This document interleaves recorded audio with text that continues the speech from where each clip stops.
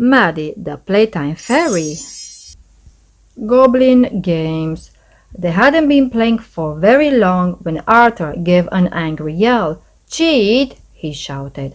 "Oh no," said Rachel. "It's starting," said Maddie. Uh-oh. "The game's going wrong." The new boys were hitting the hoops with their mallets and kicking the ball with their big feet. "Stop that!" Victoria shouted. "Why are those boys being so naughty?" asked Rachel with a frown. "It's almost as if—" She broke off as one of the boys laughed and tossed his baseball cap into the air. For a brief moment they saw his face. It was green. "Goblins!" Kirsty exclaimed in alarm. The goblins were capering around the croquet lawn in glee. The other children were shouting and complaining, and Louise and Caroline were trying to calm everyone down. It was chaos. "We've won!" the biggest goblin chanted as he danced around in a circle. "We've won!" He put down his purse bag and did cartwheels all around the lawn. "Nobody has won," said Caroline in an exasperated voice. "We'd better move on to the next event." The biggest goblin stopped doing cartwheels and staggered dizzily towards his gold sports bag. "Not fair," he grumbled. Louis picked up his gold bag. "I think we'll have a hoop and stick race around the lake now," he said. "It's bound to be lots of fun, so there should be no more squabbling." As Louis and Caroline led the way to the lake, they explained that a long time ago, children used to play with hoops and sticks all the time. "You have to keep the hoop rolling along the ground by using the stick," said Caroline. "The path goes all the way around the lake. The first team to get all its players around the lake is the winner."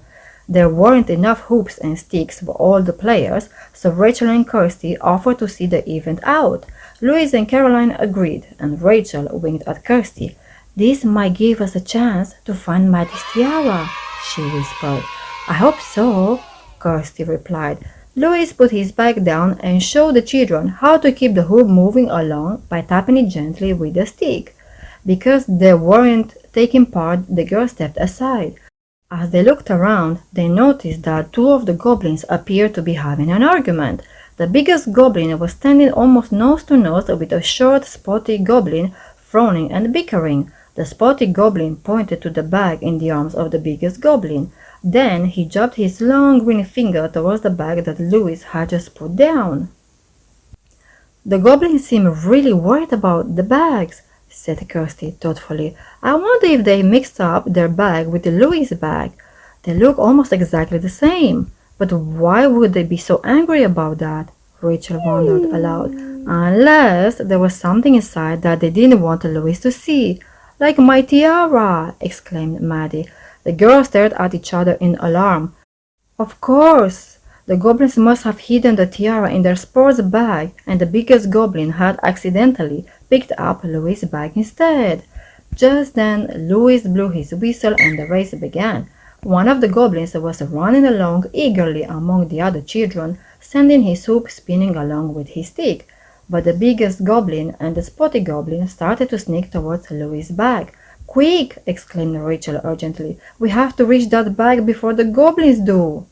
"And before Louis and Caroline unzip the bag and find the tiara inside," Kirsty added. "They'll probably take it to their lost property office and we'll never be able to get it back." "What are we going to do?" asked Maddie, her big eyes brimming with worried tears. The girls cast anxious glances at the goblins, who were getting closer and closer to the bag. "I have an idea," said Kirsty. "Let's ask Caroline if we can set out the picnic from the bag. We can get the tiara back and then tell her that the bags got swapped." As the hoop race wound around the lake, Rachel and Kirsty hurried up to the palace steward. "Caroline, may we help to set up the picnic?" Rachel asked. "Of course," said Caroline, her eyes fixed on the race. "Just as soon as sports day is over." The girls looked at each other in panic. By then it will be too late. The end. Thank you for watching. If you enjoyed the story, don't forget to like and subscribe. Bye.